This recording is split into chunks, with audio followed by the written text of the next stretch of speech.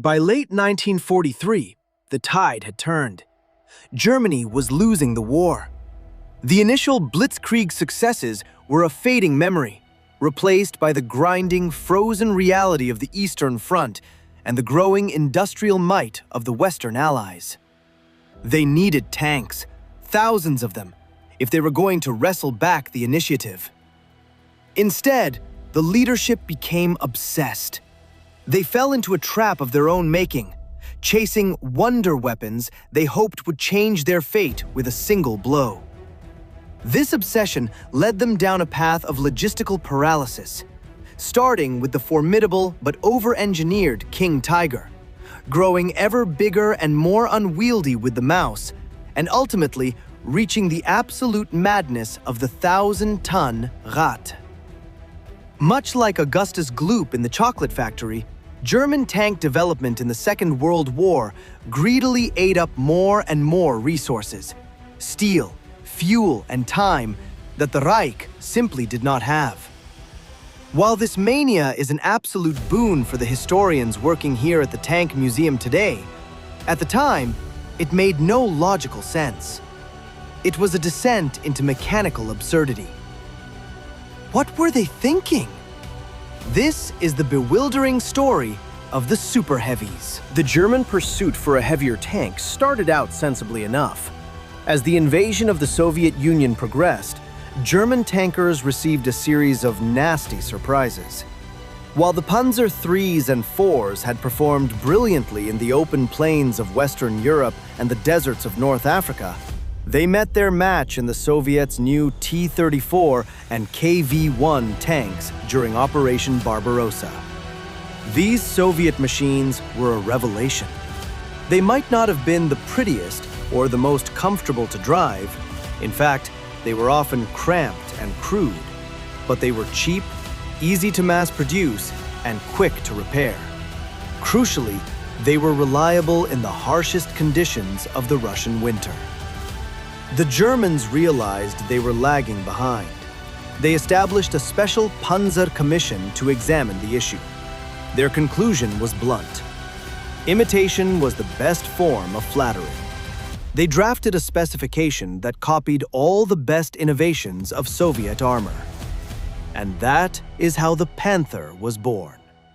By imitating what made the T-34 so good, a longer gun for increased firepower, wider tracks to improve cross-country mobility, and sloped armor to enhance protection, the Panther became arguably the best all-round German tank of the war. Rushed into production in time for the Battle of Kursk in 1943, General Hasso von Manteuffel described it as the Army's most satisfactory tank. That's German for really rather good. But the Soviets weren't resting on their laurels, and the Germans knew it. With a heavy dose of paranoia, they began trying to figure out what the Soviets would make next. And that is where the madness began. The nature of war is a constant cycle. You go to battle in your best tank, realize the enemy has a better one, and then run home to build an even better one. The Allies and the Germans were both playing the same game, but they went about it in fundamentally different ways. The largest manufacturers of armored vehicles during the Second World War were the Americans and the Soviets. They agreed on one key point: quantity has a quality of its own. M4 Shermans and T-34s flooded the battlefield. Neither was a perfect tank, but they were available in staggering numbers. Crucially, the Allies focused on evolution instead of revolution.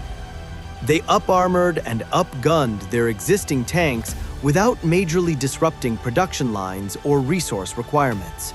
They took a proven chassis and made it better. It was a very sensible idea.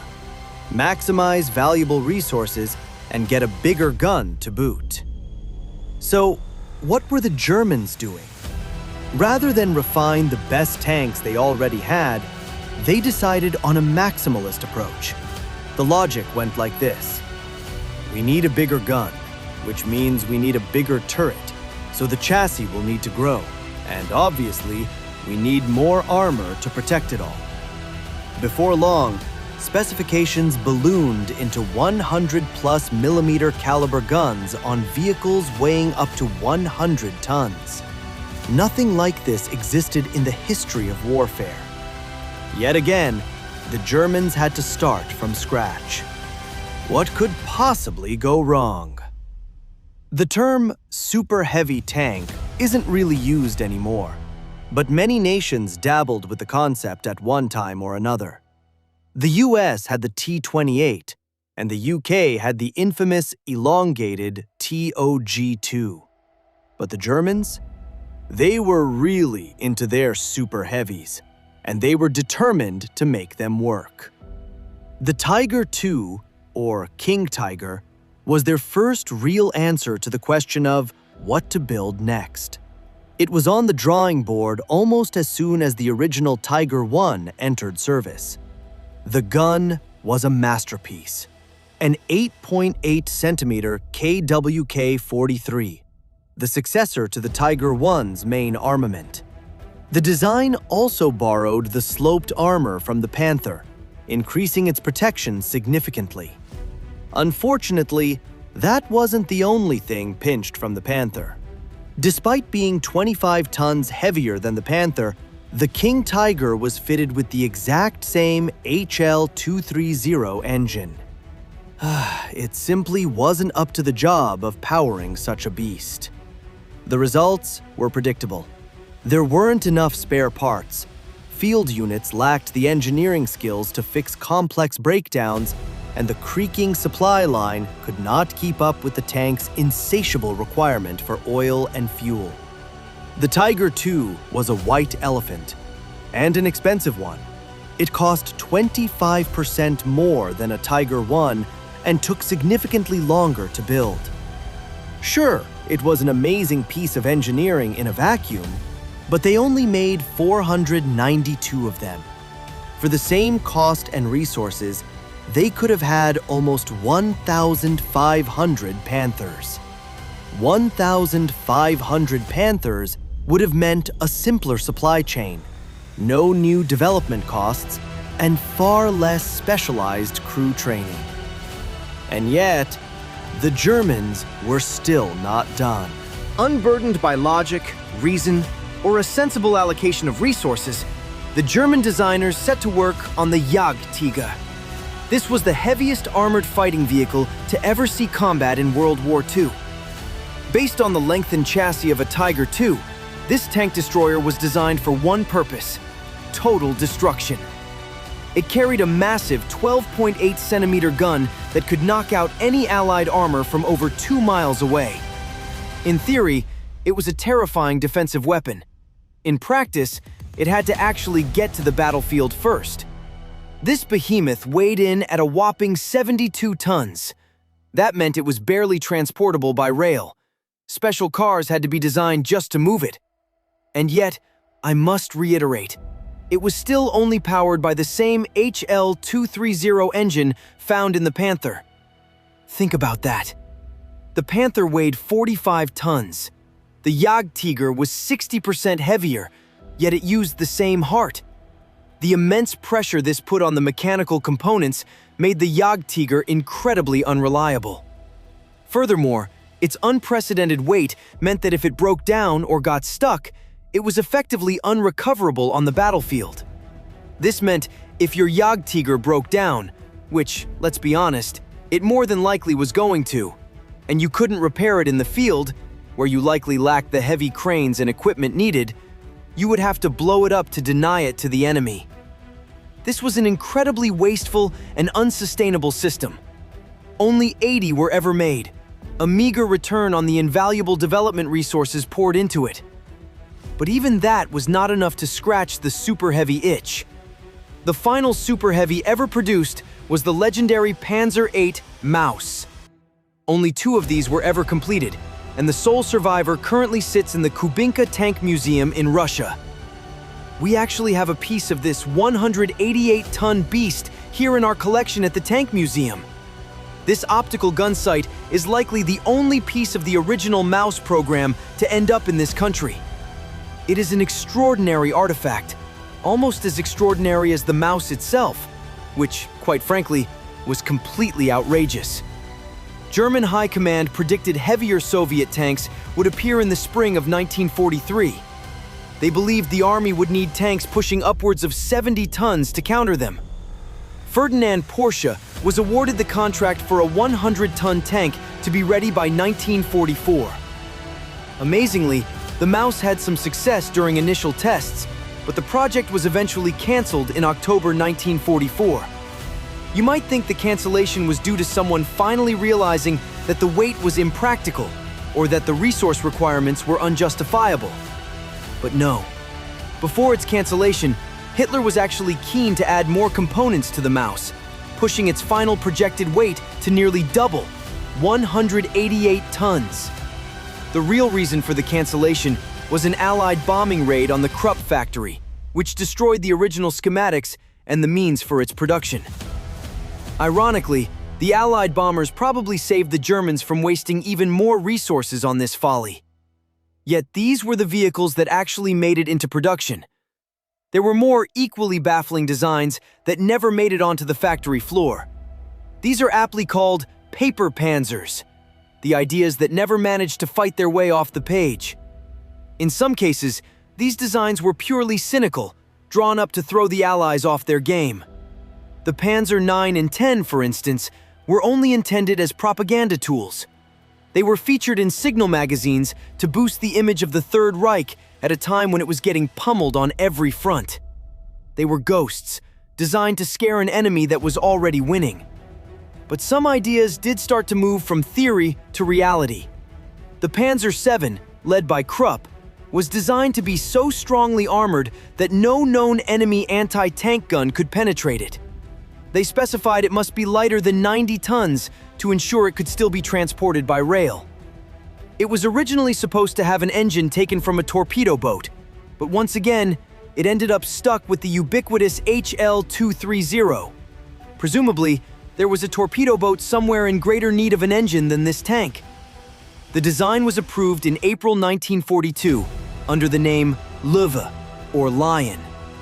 But such was the mania to pursue even heavier tanks that by July 1942, a mere 4 months after approval, the contract was rescinded. The Lion was sent back to its cage to make room for even bigger designs. After the Löwe was cancelled, Krupp set to work on the E-100, part of the Entwicklung series. This project, known as the Tiger Maus, was ordered to use Tiger components to reduce weight and increase reliability. For once, it looked like a vaguely sensible decision, but not everyone was convinced. Dr. Karl Jentsch, the technical director of Adler Works, was deeply skeptical. He didn't believe the proposed 15-centimeter gun would even fit in the turret. When a prototype hull was captured by the British in 1945, it was clear that very little progress had been made. No one ever got to see the Tiger Maus roar.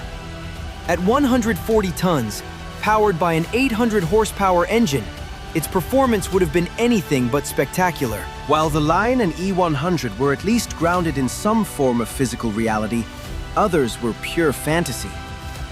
The P.1000 Ratte was a proposed 1,000-ton Landkreuzer. It is impractical on so many levels it's hard to know where to start. How would it cross a bridge? What road could support it? How would you camouflage a building-sized tank from Allied aircraft? And yet, this outlandish project allegedly gained Hitler's personal approval. Some historians believe the only reason more time wasn't wasted on the Ratte was that Reich Minister Albert Speer got a look at the blueprints, recognized the total impracticality, and promptly cancelled it. It was the peak of German tank design delusion. So, were the German super heavies worth it? Short answer, no. A question we asked ourselves again and again while researching this film was, what were they thinking? As the war progressed, Hitler was becoming increasingly unhinged, particularly regarding his obsession with runaway tank design. His advisor, Heinz Guderian, claimed that Hitler's fantasies shifted into the gigantic. Hitler was convinced that the Panther and Tiger would only last a year before becoming outdated. He believed monsters like the Maus were necessary for survival. But in reality, the obsessive focus on super heavy tanks was a delusion. If the Germans had focused on maximizing the potential of the Tiger, making better versions of the deadly 88mm gun, improving production methods, and focusing on field reliability, that would have made a far bigger impact. Even just churning out more Panthers would have been more effective. The Allies proved with the Sherman and the T-34 that you didn't always have to have the best tank on the field. You just needed lots of them. Instead, each increasingly outrageous German design hoovered up time, energy, and money that the Reich could not afford to waste. Even if any of these super heavies had worked perfectly, there would never have been enough of them to turn the tide. But the Nazi system wasn't rational. Hitler was obsessed with super weapons and surrounded by sycophants eager to do his bidding. Companies like Krupp, Porsche, and Daimler-Benz were happy to develop preposterous designs because the more ambitious the project, the better the chance of catching the Führer's eye and landing a juicy contract. No, it wasn't worth it. But it does stand as a cautionary tale for megalomaniac dictators everywhere. And it goes a long way in explaining why the Allies won the war.